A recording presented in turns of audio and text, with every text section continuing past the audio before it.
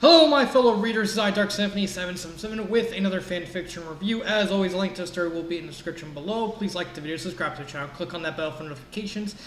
Leave a comment in the comment section below on your thoughts of the story. And finally, this is my opinion. My opinion is not indicative of everyone in the world, so please respect that. So, we've reached the end, metaphorically speaking. Earlier this year, I got a massive backlog of fanfiction that I had to do. And this video will mark the last two stories of that backlog, so I'm happy. So the stories I'm reviewing are Untested and Trials by Patricia de Lancourt. They are a pair of Castlevania fanfictions, and they're set in the modern day of 2005. So let's just get into the plot.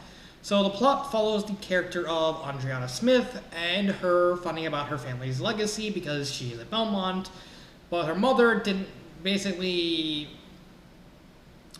really want to uphold the legacy because familiar reasons. So she finds so what happens is her family give birth to Andrea's mother, and they didn't want to give the whip to her because she's a female, and they wanted the female to be able to continue the legacy, and didn't think, and honestly thought, well, a guy would make more sense to have, would be able to fight the whip, would be able to fight Dracula, while the woman stays at home, make sure to continue on the Belmont legacy. She didn't want to carry on the legacy, so she runs away from her family, goes to America, marries a guy named Jason Smith, and gives birth to her daughter, Adriana Smith. Flash forward to modern day.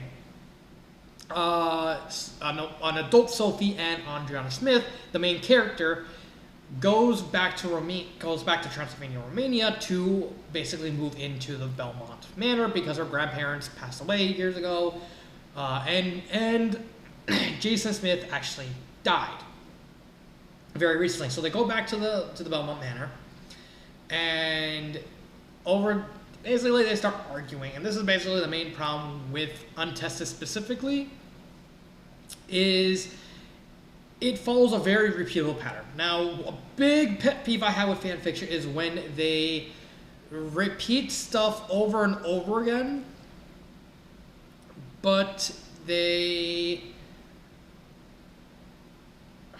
doesn't progress the story. Sorry, I had an itch. When it repeats over and over again and doesn't progress the story, and that's a big problem, specifically with Untested. Like the sequel, it kind of goes about it in a cheeky way. But with Untested specifically, it's just there's a conversation and then the chapter ends, then a conversation, then the chapter ends, and it doesn't really progress the story that much. That, like I said, that's a big problem with specifically Untested.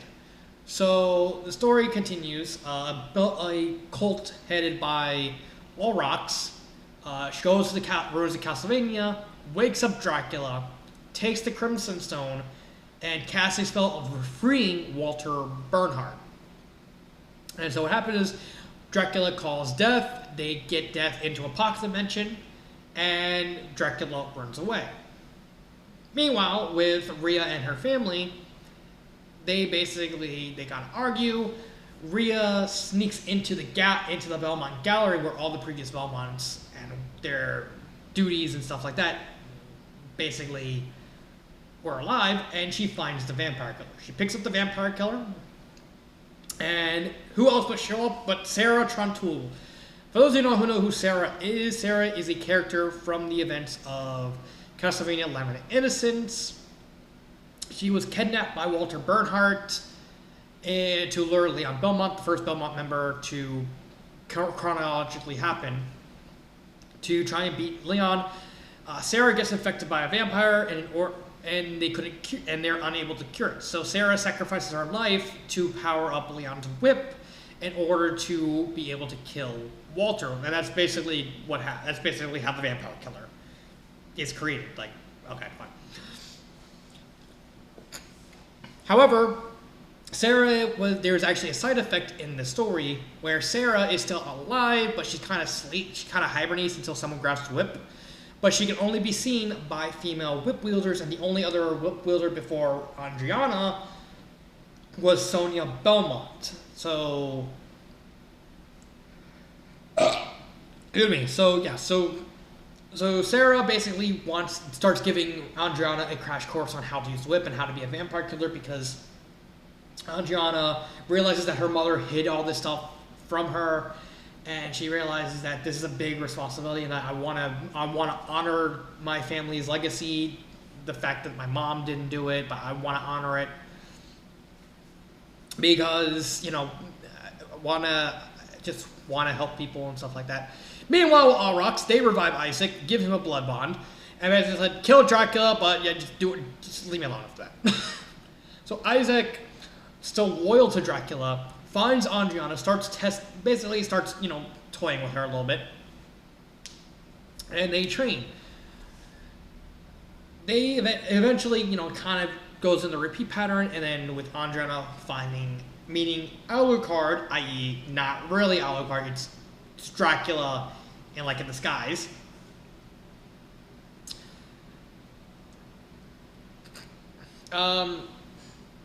Walter kidnaps Rhea's mother and brings her into Eternal Night.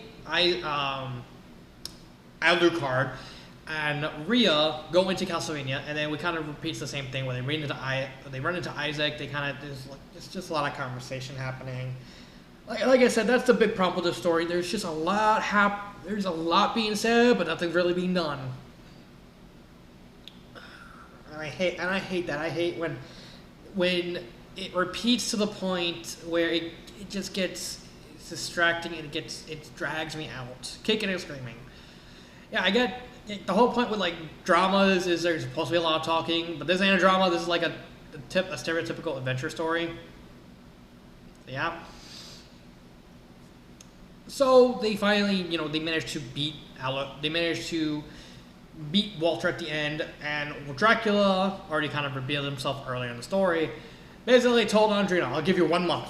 I won't do anything in that month, but once that month is in, I'll start doing evil stuff. You can come and kill me. We'll settle this once and for all. Belmont versus Dracula. Also, Isaac, you're free to go. Wait, what? What? Hey, wait. I'm loyal to you. So no. You've been good to me. You've been, even under the blood bond, you've been very loyal. I figured, as payment for your long-standing achievement, I'll let you go free. You don't have to work for me anymore. You can do whatever you want. If you still want to stay here, fine. Fine, you can stay here. But just go run around and do stuff. And of course, Isaac moves into with Rhea, and then that story ends with Sarah, Rhea, and Isaac a month later, about to assault Castlevania. The sequel takes place about a year after the events of Untested. Rhea is in school. She hangs out with a friend named Keisha. She's still training and do all this stuff, and stuff's good. Meanwhile, an archaeology group excavates the area of Castlevania, finding Dracula's throne, and so they decide we're gonna bring it to the guy wanting to get a grant. Brings it to the museum in the area where Rhea lives. At the same time,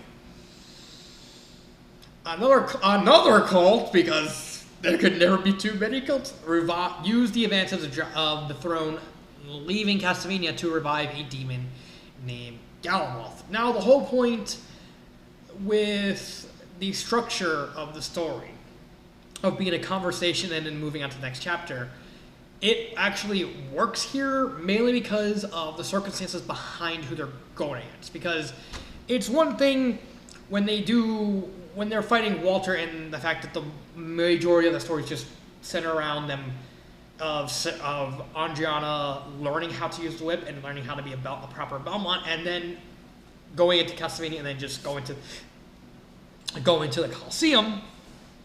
Is another thing when they're going against Galamoth. And the thing with Galamoth is a character in the Castlevania series. He's been in 2 games and mentioned in a 3rd. He's a main character. He's the main antagonist in Kid Dracula, a dubiously unknown if canon or not side game to Castlevania. He's the super boss of Castlevania Symphony of the Night. You have to go completely out of your way to even fight him. Like he's that out of the way. And he's mentioned in Castlevania Judgment. And honestly, no one really knows anything about Castlevania Judgment outside of a young Maria Renard walking up to big busty women and commenting on the breast size, on the fact that they're sacred treasures. Yeah, actual thing that happens. What the hell? Something was crawling on my knee. Yeah, that's the actual thing that happens in that game. Those breasts are sacred treasures. Maria Renard, 2009. Or 2008, whenever Castlevania Judgment came out. But yeah, a large portion of the story basically repeats, but they're just trying to find out any information about Galamoth. Like, who is this guy? Where did he come from? How powerful is he? What's his motives? A large portion of the plot is just basically them waiting around twiddling their thumbs, just trying to find out who this guy is, and failing. And not to mention, there's about a bunch of other little side stories that go on at the same time, that even when it's not focusing on the Galamoth thing, it's focusing on some kind of plot related to Andriana of some sort. So it's something. So unlike the first story, something's always happening in the story. Some part of the plot is being at least advanced, if not the main plot, then one of the several side plots, like with Isaac falling in love with Andriana, with the actual Alucard showing up, with the whole thing with Dracula's throne, because Dracula's throne is actually emitting very evil waves that are just making people sick. There's the whole thing with Andriana, with the archaeologist dating Andriana's mother, and she don't trust him. There's Andriana finding out, finding her uncle and discovering that stuff. There's always something happening in the sequel. And so basically the plot just basically boiled out of the same thing. They just run around talking about, they managed to find where Galamoth is, they stop Galamoth, and the story kind of ends with Andriana's friend Keisha dying because she was sacrificed to open up the Hell's Gate, and suffering loss and realizing that it's not going to get any easier, and kind of ends on like a slightly sad cliffhanger of Rhea mourning over her friend's death as she's being lowered into the ground in her casket. And that's basically it. What the plot is,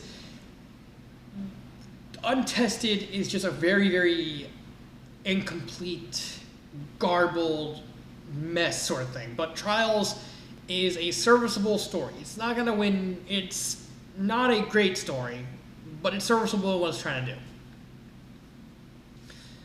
Now we got to the characters. We got three characters. We got Isaac, Rhea, and Sarah. Here's the thing, is because of how the story is structured, specifically in Untested, Isaac and Sarah aren't really that good characters. There's really nothing going on with Isaac. He's just there for the most part in the first story. And Rhea, despite being the main character, is not really a well-developed character, specifically in the first story, specifically because of how the story is structured. Both of them do get better in Trials because there's more going on. Isaac's more involved in the plot.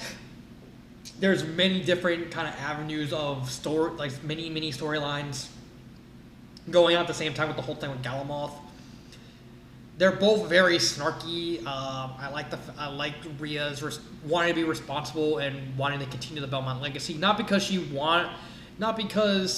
she has to, but because she wants to honor her family's legacy and just honestly wants to do it for the most part, and just thinks, I want to continue the legacy. That's really all she thinks she wants to do. And seeing her grow as a character over the course of the second story, it's very, very touching. She has a lot of snark. So does Isaac. They're very hilarious together. And same thing with Sarah. Sarah at least has a fully developed character in Untested. She's very, very, very snarky. She's very, very hilarious. Like, she's a ghost, so she's not supposed to do things because, like, when she's running, she's holding up her little dress. And even Ria's like, she's a ghost. She's not gonna hit anything. But then and that makes the whole thing hilarious because she's still, sticking to old habits. She doesn't really curse a lot. She's very old-fashioned. But then as the story goes on, she kind of learns like modern, like at least a little bit of modern slang, and it's like very, very intentionally cringy. Or the fact you see this very, very old lady that's been alive since like the events of Lemon Innocence, which is like the 11th century, like learning slang, and she's like, and it's just very kind of hilarious in a way. She just like Ria and Isaac. She is snarky at times, but most of the time she plays a very hilarious foil to both Isaac and Ria. And those are the three main characters. There are other characters, but again, they're not really that important enough on either story. I mean, there is Keisha, but there's not really much to her. There is Sophie, but there's not really much to her. Like I said, these three are the main three characters, and despite them not really being that good in Untested, with the exception of Sarah, they do grow into their own in Trials, and they become a very, very serviceable three-person team. Very hilarious, very snarky, all that jazz. Pacing. This is the big thing. And I meant, I pretty much already said this in the plot. The pacing and the sentence structure and the chapter structure is very, very, very flawed. And the fact that it's just a conversation happens and chapter, conversation happens and chapter, it completely destroys any semblance of wanting to like Untested. There is a lot going on in Trials because I think Untested is like nearly 69,000 words. And Trials, I believe, is nearly 100,000 words. Yeah. Trials is over 30,000 more words than Untested. And that's honestly a good length for this type of story. But it really doesn't do Untested any favors when just nothing happens. And that's my biggest complaint of Untested. Nothing happens. Like literally nothing. Trials, nothing happens too, but at least there's a storyline reason why nothing happens. Because it's like, did you find anything about Galamoth? Mm-mm. Oh well, we're gonna have to sit down and just wait. Mm-hmm. But yeah, that's basically at least Trials has a reason for nothing happening. Yeah, and even when nothing happens with the main plot, there's just always something happening with a side plot. So something, at least a plot is being advanced in some way, shape, or form. With Untested, the pacing and the chapter and sentence structure completely destroys any reason to want to read it. And that's kind of a shame. So, and finally, grammar. I didn't see any grammar. But, see, yeah. Would I recommend this story? Honestly, I wouldn't recommend Untested unless you're specifically going to read Trials.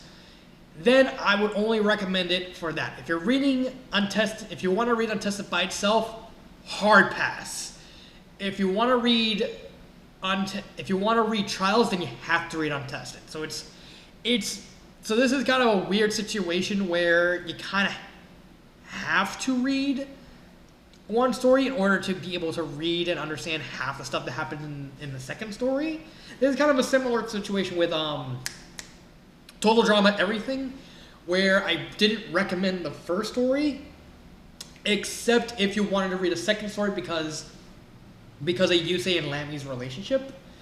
In that story, basically, you wouldn't be able to get anything that happens with those two characters in the sequel unless you read the first story. Like, you really wouldn't want to understand.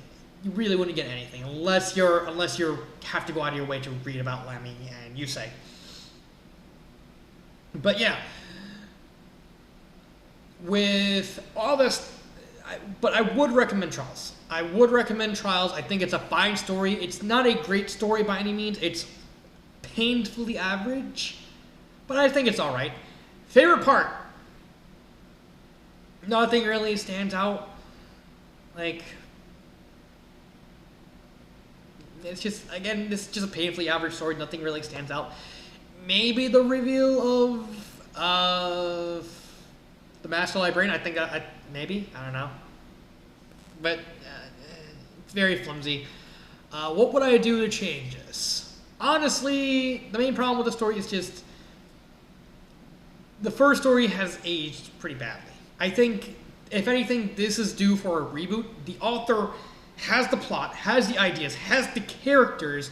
They just need to be expanded on better. So if I redid the story, I would just simply keep more or less everything the same of the first story, except expand it. Just expand it as much as you can.